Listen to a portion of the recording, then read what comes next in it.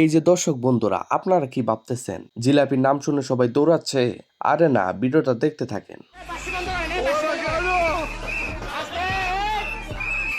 সবাই এত কষ্ট করে এই রমজান মাসে দুপুর পর্যন্ত রোজা রাখছে, তাই এখন দোকানে গিয়ে সবাই ইফতার করতেছে। আবার এদেরকে দেখবেন মসজিদে ইফতার খাওয়ার জন্য সবার আগে হাজির হয়ে যায়। কি বলবো, যাই হোক, এখন আপনারা সবাই আমিন ধরেন, কারণ আপনাদের সামনে দোয়া পাঠ করবেন শায়েখ শেফুদা। মাওলা, তুমি সবাইকে 4টা বিবাহ পরিবার তৌফিক দান করো মাওলা, তাদের আর অন্য স্ত্রীর দিকে আমাদের দৃষ্টি যাইবে না।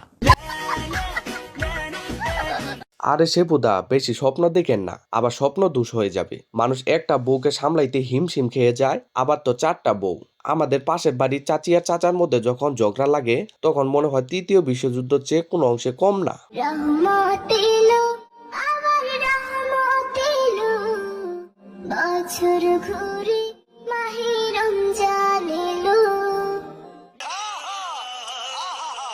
রমজান এলো, রহমত এলো, আলহামদুলিল্লাহ, ভালো কথা। আপনি পর্দা করবেন, নামাজ পড়বেন, আপনাকে দেখে মনে হয় 12 মাসে 13 রূপ। সারা বছর টিকটক করে এখন পর্দাশীল হয়ে গেছেন। আবার দেখেন আপা, অনলাইনে এই আমলের ঠেলায় ফেরেশতারা জান্নাত পেরিয়ে জাহান্নামে না দিলেই হয়।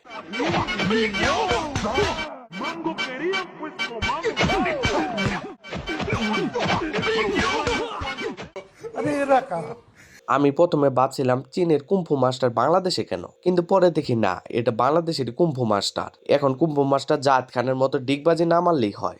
রাজধানীতে 5 আগস্ট থেকে আজ পর্যন্ত 177 দিনে আন্দোলন হয়েছে 136টি।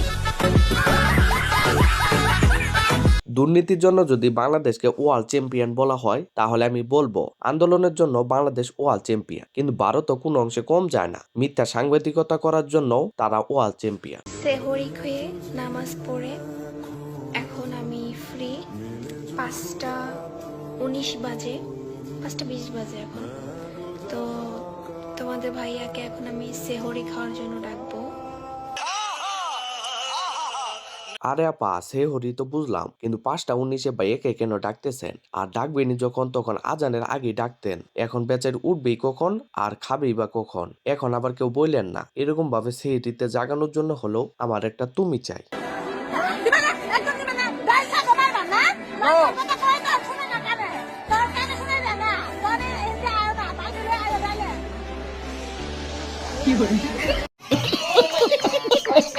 এত বড় আপুর উপরে অনিয়ম কিছুতেই মানা যাচ্ছে না। মাংসর বেলা বাবুর্চিরা শুনতেই পায় না, আর ডাউল দেওয়ার জন্য অস্থির হয়ে যায়। আমি বিশ্বাস করি না।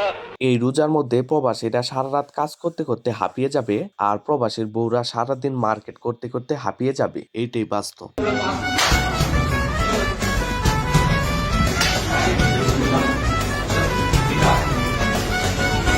এই ঈদে ছাত্রীদের জন্য নতুন হেয়ার স্টাইল। আপনারা যারা যারা ছাত্রী আছেন, তারা চাইলে আগামী ঈদে এই হেয়ার স্টাইলটি নিজের মাথায় অ্যাপ্লাই করে দেখতে পারেন।